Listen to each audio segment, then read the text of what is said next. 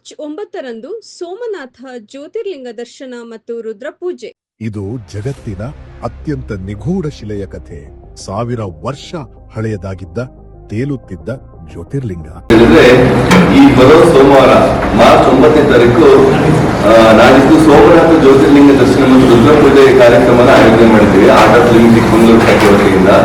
ಇದೊಂದು ವಿಶೇಷತೆ ಏನು ಅಂತ ಹೇಳಿದ್ರೆ, ಸುಮಾರು 1000 ವರ್ಷಗಳ ಹಿಂದೆ ಮೊಹಮ್ಮದ್ ಘಜ್ನಿ ಏನು ಮೂಲ ಜ್ಯೋತಿರ್ಲಿಂಗ ಇತ್ತು ಅದನ್ನ ಸಂಗತಿ ಬಂದಾಗ ಧ್ವಂಸ ಆಗಿತ್ತು. ಆ ಸಂದರ್ಭದಲ್ಲಿ ಉಳಿದಂತ ಏನೊಂದು ಸಣ್ಣ ಪುಟ್ಟ ಒಂದು ಚೂರುಗಳಿತ್ತು ಲಿಂಗಗಳು, ಅದನ್ನ ಅಗ್ನಿಹೋತ್ರಿ ಅರ್ಚಕರು ಒಂದು ಗುಂಪು ಅದನ್ನ ರಕ್ಷಿಸಿ ಅದನ್ನ ಸೌತ್ ಇಂಡಿಯಾಗೆ ನಮ್ಮ ದಕ್ಷಿಣ ಭಾರತಕ್ಕೆ ತೆಗೆದುಕೊಂಡು ಬರ್ತಾರೆ. ಹಾಗೆ ಆ ಒಂದು ಚೂರುಗಳಿಗೆ ಲಿಂಗದ ಒಂದು ಶೇಪ್ ಕೊಡ್ತಾರೆ. ಲಿಂಗದ ಒಂದು ಶೇಪ್ ಕೊಟ್ಟು ಅವ್ರ ತಲತಲಾಂತರದಿಂದ ಅವರನ್ನ ಪೂಜೆ ಮಾಡ್ಕೊಂಡು ಬರ್ತಿರ್ತಾರೆ. ಒಂದು ಪೀಳಿಗೆಯಿಂದ ಮತ್ತೊಂದು ಪೀಳಿಗೆ, ನಂತರ ಪೀಳಿಗೆಗೆ ಅದನ್ನ ಸಂರಕ್ಷಿಸಿ ಅದನ್ನ ಪೂಜೆ ಮಾಡ್ಕೊಂಡು ಬರ್ತಿರ್ತಾರೆ.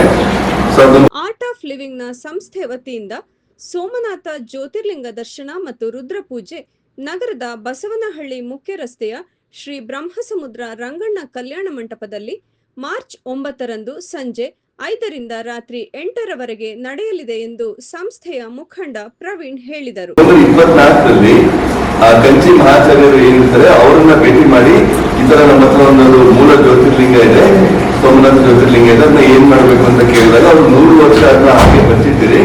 ನಂತರ ಅದು ಬೆಂಗಳೂರಿನಲ್ಲಿ ಒಬ್ಬರು ಸಂತರು ಇರ್ತಾರೆ, ರವಿಶಂಕರ್ ಅಂತ, ಅವರಿಗೆ ಕೊಡಿ ಅಂತ ಒಂದು ಮಾಹಿತಿಯನ್ನ ಕೊಟ್ಟಿರ್ತಾರೆ. ಸೊ ಇದು 2025ರಲ್ಲಿ ಗುರುಗಳ ಕೈಗೆ ಏನು ಅರ್ಚಕರ ಒಂದು ಈ ಕರೆಂಟ್ ಪೀಳಿಗೆ ಇದೆ, ಈಗಿನ ಪೀಳಿಗೆ ಸೀತಾರಾಮ್ ಶಾಸ್ತ್ರಿಗಳು ಅಂತ ಅವರು ಬಂದು ಗುರುಗಳಿಗೆ ಹಸ್ತಾಂತರಿಸ್ತಾರೆ ಆ ಮೂಲ ಜ್ಯೋತಿರ್ಲಿಂಗನ. ಅದು ಈಗ ಗುರುಗಳು ಏನಂತಂದ್ರೆ ಕರ್ನಾಟಕದಲ್ಲಿ ಎಲ್ಲಾ ಕಡೆಯಲ್ಲೂ ಯಾತ್ರೆ ಮಾಡಬೇಕು ಅಂತ, ಎಲ್ಲರಿಗೂ ದರ್ಶನ ಆಗ್ಬೇಕು ಅಂತ ಹೇಳ್ತಾ ಆ ಭಾಗವಾಗಿ ಈಗ ಆಲ್ರೆಡಿ ನಮ್ಮ ಕಲ್ಯಾಣ ಕರ್ನಾಟಕದಲ್ಲಿ ಬೀದರು, ರಾಯಚೂರು, ಕಲಬುರಗಿಲೆಲ್ಲ ಆಗಿದೆ. ಈಗ ಚಿಕ್ಕಮಗಳೂರಲ್ಲಿ ನಾಡಿದ್ದು 9ನೇ ತಾರೀಕು ಸಂಜೆ 5ರಿಂದ 8 ಗಂಟೆಗಳ ತನಕ ರುದ್ರಪೂಜೆ ಹಾಗೆ ದರ್ಶನ ಎರಡೂ ಇರುತ್ತೆ. ಸಂಜೆ 5ರಿಂದ 8 ಸ್ಥಳ ರಂಗಣ್ಣ ಕಲ್ಯಾಣ ಮಂಟಪ, ಬಸವನಹಳ್ಳಿ ರಸ್ತೆ, ಬ್ರಹ್ಮಸಮುದ್ರ ಶ್ರೀ ರಂಗಣ್ಣ ಕಲ್ಯಾಣ ಮಂಟಪ. ತುಂಬಾ ಚೆನ್ನಾಗಿರುತ್ತೆ ಕಾರ್ಯಕ್ರಮ. ಎಲ್ಲರೂ ಬರಬೇಕಾಗಿ ವಿನಂತಿ ಮಾಡ್ಕೊಳ್ತೀವಿ. ಹಾಗೆ ಅದರಲ್ಲಿ ರುದ್ರಪೂಜೆಯಲ್ಲಿ ಸಂಕಲ್ಪ ತಗೊಳ್ಳೋಕೆ ಕೂಡ ಅವಕಾಶ ಇದೆ. ಆಸಕ್ತರು ಅದನ್ನು ಕೂಡ ಸಂಕಲ್ಪ ತಗೋಬಹುದು. ಪತ್ರಿಕಾಗೋಷ್ಠಿಯಲ್ಲಿ ಮಾತನಾಡಿದ ಅವರು, 1000 ವರ್ಷಗಳಿಂದ ಕಣ್ಮರೆಯಾಗಿದೆ ಎಂದು ನಂಬಲಾಗಿದ್ದ ಮೂಲ ಸೋಮನಾಥ ಜ್ಯೋತಿರ್ಲಿಂಗದ ಅಪರೂಪದ ಪವಿತ್ರ ಅಂಶಗಳನ್ನು ಮೊದಲ ಬಾರಿಗೆ ಚಿಕ್ಕಮಗಳೂರಿಗೆ ತರಲಾಗುತ್ತಿದೆ ಎಂದು ತಿಳಿಸಿದರು. ಅವತ್ತು ಸೋಮನಾಥ ಲಿಂಗದಿಂದ ಪೀಠಿಗೆ ತೋರಿಸ್ತಾರೆ. ಪೀಠದಿಂದ ಬೇರೆ ತಿರುಗ್ತಾ ಇತ್ತು ಮುಂದೆ. ಹಾಗೆ ಬೇಲೂರು ಇದನ್ನ ಮುಂದೆ ಕಂಬ ಇದೆ, ಆ ಕಂಬುಗಳ ಗಡಿಗೆ ಹಾಗೆ ಪೇಪರ್ ಆ ಥರ ಲಿಂಗ ಇದ್ದಾಗಿತ್ತು. ಗದ್ದಿನ ಆ ಕೊಟ್ಟಾಗ ಇವತ್ತು ಗುರುಶಂಕರ ಪೂಜೆ ಅಂತ 2 ಲಿಂಗ ಬೀಸಿದೆ. ಅದು ಒಂದೊಂದು ಮ್ಯಾಗ್ನೆಟ್ ಥರ ಡಿಫ್ರೆನ್ಸ್ ಆಗೋಗುತ್ತೆ. ಅದಕ್ಕೆ ಸೈನ್ಸ್ ಸೈನ್ಸ್ ಕೊಟ್ಟಾಗ ಅದನ್ನ ಕಬ್ಬಿಣದ ಶೆಟ್ಟಿಂದ ಕೇವಲ 2% ಇದೆ. ಇದು ನಮ್ಮ ಆಶ್ಚರ್ಯಕರ ಸಂಖ್ಯೆಯಾಗಿದೆ. ಪತ್ರಿಕಾಗೋಷ್ಠಿಯಲ್ಲಿ ಸಂಸ್ಥೆಯ ಮುಖಂಡ ರಾಜೇಶ್, ಬ್ರಾಹ್ಮಣ ಮಹಾಸಭಾ ಅಧ್ಯಕ್ಷರಾದ ಮಂಜುನಾಥ್ ಜೋಶಿ, ಸಂಸ್ಥೆಯ ಯೋಗ ಶಿಕ್ಷಕಿಯಾದ ಶೈಲಾ ಉಪಸ್ಥಿತರಿದ್ದರು. ಇದು ಜಗತ್ತಿನ ಅತ್ಯಂತ ನಿಗೂಢ ಶಿಲೆಯ ಕಥೆ. 1000 ವರ್ಷ ಹಳೆಯದಾಗಿದ್ದ ತೇಲುತ್ತಿದ್ದ ಜ್ಯೋತಿರ್ಲಿಂಗ ಭಯಾನಕ ಆಕ್ರಮಣದ ನಂತರ ಕಳೆದು ಹೋಗಿತ್ತೆ, ಮರೆಯಾಗಿ ಹೋಗಿತ್ತೆ, ಹಾಗೆಯೇ ಅನಿಸುತ್ತಿತ್ತು. ಶತಮಾನಗಳ ಗೌಪ್ಯತೆಯ ನಂತರ ಯಾರೂ ಸಾಧ್ಯವೆಂದು ನಂಬದೇ ಇದ್ದ ಸತ್ಯವನ್ನು ನಾವು ಬಹಿರಂಗಪಡಿಸುತ್ತಿದ್ದೇವೆ. ಅದು ಹೇಗೆ ಪ್ರಕಟವಾಯಿತು? ಅದು ಯಾಕೆ ಅಷ್ಟು ವಿಶಿಷ್ಟ? 1000 ವರ್ಷಗಳ ನಂತರ ಅದು ಗುರುದೇವರ ಬಳಿ ಹೇಗೆ ತಲುಪಿತು?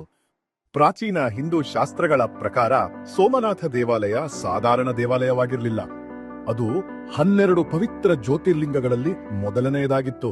ಶಿವನಿಗೆ ಸಮರ್ಪಿತವಾದ ಅತ್ಯಂತ ಪವಿತ್ರ ದೇವಾಲಯವಾಗಿತ್ತು. ಸತ್ಯಯುಗದಲ್ಲಿ ಚಂದ್ರದೇವ ಸೋಮನೇ ಇದನ್ನು ನಿರ್ಮಿಸಿದನು ಹಾಗೂ ಶ್ರೀಕೃಷ್ಣ ಪರಮಾತ್ಮನು ಇಲ್ಲಿ ತಪಸ್ಸು ಮಾಡಿದನೆಂಬುವ ಪ್ರತೀತಿ ಇದೆ. ದೇವಾಲಯದೊಳಗಿನ ಶಿವಲಿಂಗವು ಅಪರೂಪದಾಗಿದ್ದು, ಪ್ರಬಲ ಆಯಸ್ಕಾಂತ ಶಕ್ತಿಯಿಂದ ಗುರುತ್ವಾಕರ್ಷಣ ಶಕ್ತಿಯನ್ನೂ ಮೀರಿ ಗಾಳಿಯಲ್ಲಿ ತೇಲುತ್ತಿದ್ದ ಶಿವಲಿಂಗವು ಲಕ್ಷಾಂತರ ಭಕ್ತರ ಭಕ್ತಿ ವಿಶ್ವಾಸಗಳ ಮೂಲವಾಗಿತ್ತು. ಆದರೆ ಅದರ ಶಕ್ತಿ ಮತ್ತು ಮಹತ್ವವೇ ಅದನ್ನು ದಾಳಿಗೆ ಗುರಿ ಮಾಡಿತ್ತು. ಕ್ರಿಸ್ತ ಶಕ 1026ರಲ್ಲಿ ಗಜನಿಯ ಮೊಹಮ್ಮದ್ ಭೀಕರ ಆಕ್ರಮಣವನ್ನು ನಡೆಸಿದನು. ಅವನ ಸೈನ್ಯಗಳು ಸೋಮನಾಥ ದೇವಾಲಯವನ್ನ ಮುತ್ತಿಗೆ ಹಾಕಿ ಸಾವಿರಾರು ಭಕ್ತರನ್ನ ಹತ್ಯೆ ಮಾಡಿ ದೇವಾಲಯದ ಅಪಾರ ಸಂಪತ್ತನ್ನು ಲೂಟಿ ಮಾಡಿದರು. ಪವಿತ್ರ ಶಿವಲಿಂಗವನ್ನು ಛಿದ್ರಗೊಳಿಸಿದರು. ಈ ನೋವು ಮತ್ತು ವಿನಾಶವು ಶತಮಾನಗಳವರೆಗೂ ಪ್ರತಿಧ್ವನಿಸುತ್ತಿದ್ದವು. ಜ್ಯೋತಿರ್ಲಿಂಗವು ಶಾಶ್ವತವಾಗಿ ಕಳೆದು ಹೋಗಿದೆ ಎಂದು ಭಾವಿಸಲಾಗಿತ್ತು. ಸೋಮನಾಥ ದೇವಾಲಯ ನಾಶವಾದ ನಂತರ ಅಗ್ನಿಹೋತ್ರಿ ಪುರೋಹಿತರು ಪವಿತ್ರ ಶಿವಲಿಂಗದ ಚೂರುಗಳನ್ನು ಗುಪ್ತವಾಗಿ ಸಂಗ್ರಹಿಸಿ ಅವುಗಳನ್ನು ಸಣ್ಣ ಶಿವಲಿಂಗಗಳಾಗಿ ರೂಪಿಸಿದರು ಮತ್ತು ಅವುಗಳ ರಕ್ಷಣೆಯನ್ನು ತಮ್ಮ ಜೀವನದ ಧ್ಯೇಯವನ್ನಾಗಿಸಿಕೊಂಡರು. ಸುಮಾರು 1000 ವರ್ಷಗಳ ಕಾಲ ಅವುಗಳನ್ನು ರಹಸ್ಯವಾಗಿ ಇರಿಸಿ ತಲೆಮಾರಿನಿಂದ ತಲೆಮಾರಿಗೆ ಸಾಗಿಸುತ್ತಿದ್ದರು. ಕುಟುಂಬದ ಹೊರಗೆ ಯಾರಿಗೂ ಇದರ ವಿಷಯವೇ ತಿಳಿದಿರಲಿಲ್ಲ. ಅವರು ಪ್ರತಿದಿನ ಪೂಜೆ ನಡೆಸುತ್ತಾ ಜ್ಯೋತಿರ್ಲಿಂಗವನ್ನ ಅದರ ಯೋಗ್ಯ ಸ್ಥಾನದಲ್ಲಿ ಪುನಃ ಪ್ರತಿಷ್ಠಾಪಿಸುವ ದಿನಕ್ಕಾಗಿ ಕಾಯುತ್ತಿದ್ದರು. ಶಿವಲಿಂಗದ ಚೂರುಗಳನ್ನ ಪೂಜಿಸುತ್ತಿದ್ದ ಪುರೋಹಿತರು ಒಂದು ಆಶ್ಚರ್ಯಕರ ಘಟನೆಯನ್ನು ಗಮನಿಸಿದರು. ಆ ಶಿಲೆಗಳಲ್ಲಿ ಆಯಸ್ಕಾಂತದ ಶಕ್ತಿ ಇತ್ತು. ಮೂಲ ಜ್ಯೋತಿರ್ಲಿಂಗವು ಹೇಗೆ ತೇಲುತ್ತಿದೆ ಎಂಬುದಕ್ಕೆ ಬಹುಶಃ ಇದೊಂದು ಸುಳಿವಾಗಿತ್ತು. ವಿಜ್ಞಾನಿಗಳು ಆ ಕಲ್ಲುಗಳ ಮೇಲೆ ಪರೀಕ್ಷೆಗಳನ್ನು ನಡೆಸಿದರು. ಫಲಿತಾಂಶಗಳು ಅದ್ಭುತವಾಗಿದ್ದವು. ಯಾವುದೇ ಬಿಳಿಯ ಕಲ್ಲು ಕಾಂತೀಯ ಶಕ್ತಿ ಹೊಂದಿರುವುದನ್ನು ನಾನು ನೋಡಿರಲಿಲ್ಲ.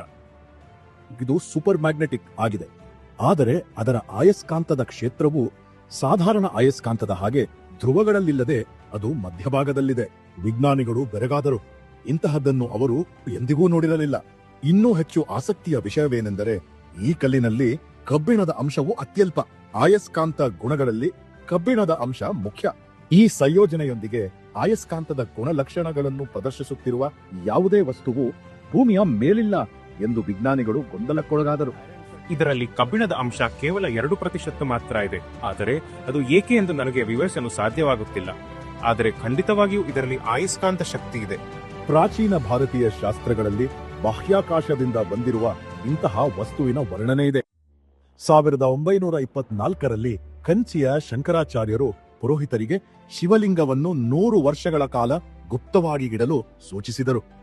ನಂತರ ಅದನ್ನು ಬೆಂಗಳೂರಿನ ಗುರುದೇವ್ ಶ್ರೀ ಶ್ರೀ ರವಿಶಂಕರ್ ಅವರಿಗೆ ಒಪ್ಪಿಸಲು ಹೇಳಿದರು.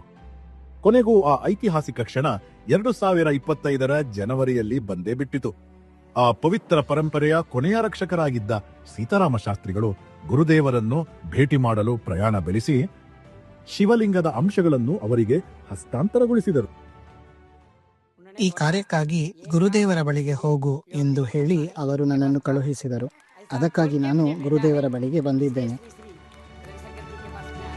ಈ ಮಹಾಶಿವರಾತ್ರಿಯಂದು ಮೂಲ ಜ್ಯೋತಿರ್ಲಿಂಗವನ್ನು ಬೆಂಗಳೂರಿನ ದಿ ಆರ್ಟ್ ಆಫ್ ಲಿವಿಂಗ್ ಆಶ್ರಮದಲ್ಲಿ ಗುರುದೇವರ ಸಾನ್ನಿಧ್ಯದಲ್ಲಿ ಪೂಜಿಸಲಾಯಿತು.